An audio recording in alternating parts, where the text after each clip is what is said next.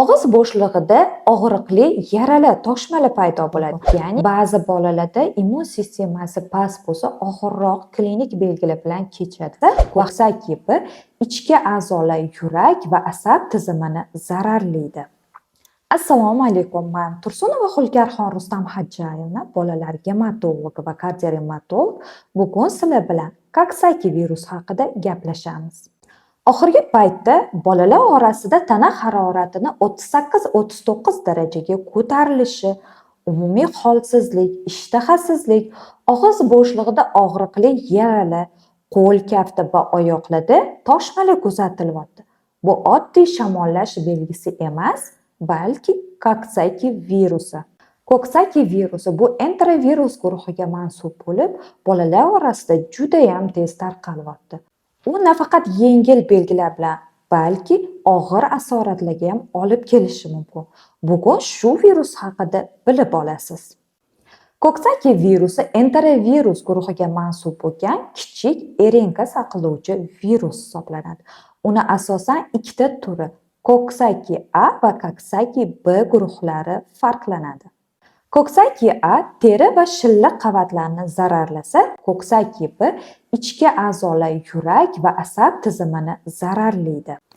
Koksaki virusi manbai kasallangan inson hisoblanadi. Infeksiya asosan og'iz-ichak yo'li orqali havo tomchi yo'li bilan yuqadi.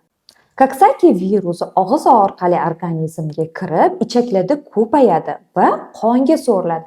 Qonga so'rilgandan keyin virus miya rivojlanib, ichki a'zolarda tarqaladi. Virus organizmdagi har xil retseptorlar orqali bosh, miya, teri, mushak va teriga yo'naladi. Shundan kelib chiqqan holatda klinik belgilar rivojlanadi. Javob sifatida immun tizimi faollashadi, lekin ba'zida asoratlanadi. Xo'sh, bu virus organizmga kirgandan keyin qanday klinik belgilarni namoyon etadi? Tana harorati 38-39 gradusgacha ko'tariladi. Toshma paydo bo'lmaguncha tana harorati tushishi juda ham qiyin bo'ladi.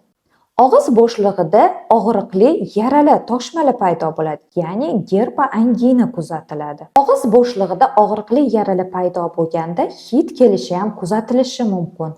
Kichik yoshdagi bolalarda ovqatdan bosh tortish, ko'krak yoshidagi bolalarda sutdan emishdan bosh tortish kuzatiladi.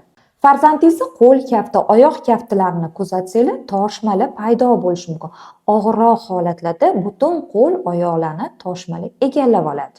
Koksaki B virusi bilan zararlanganda bolalarda miokardit, meningit va pankreatit rivojlanishi mumkin. Koksaki virusi ko'pincha 7-10 kun ichida yengil klinik belgilari bilan o'tib ketishi mumkin. Ba'zi bolalarda immun sistemasi past bo'lsa, og'irroq klinik belgilar bilan kechadi va hattoki koksaki B infeksiyasi bilan zararlanganda miokardit, meningit, pankreatit kabi asoratlar bilan asoratlanadi. Diagnostika asosan shifokor ko'rigidan keyin klinik belgilarga va umumiy qon tahliliga asoslangan holatda qo'yiladi. Ba'zi og'ir kechuvchi turlarda qo'shimcha tekshiruv usullari ham yordam beradi. Koksaki virusi bilan kasallangan bolalarga maxsus davo choralari mavjud emas, shuning uchun kasallik asosan simptomatik davolanadi. Ya'ni og'iz bo'shlig'i sanatsiyasi, ko'p suyuqlik ichirish, toza havo va yengil ovqatlar bilan davolanadi. Og'riq qoldiruvchi preparatlar va protivirusli preparatlar qo'llaniladi. Bu kasallikni profilaktikasida, ya'ni kasallikni avjiga chiqqan vaqtida jamoat joylarida, ya'ni bolalar bog'chasi va har xil maydonchalardan uzoqroq bo'lish, maktab, bog'cha va ko'chadan qaytganda gigiyenik vositalar bilan qo'llarni zararsizlantirish, umumiy idishlardan foydalanmaslik va har qanday toshma toshgan bolani jamoadan uzoqlashtirish.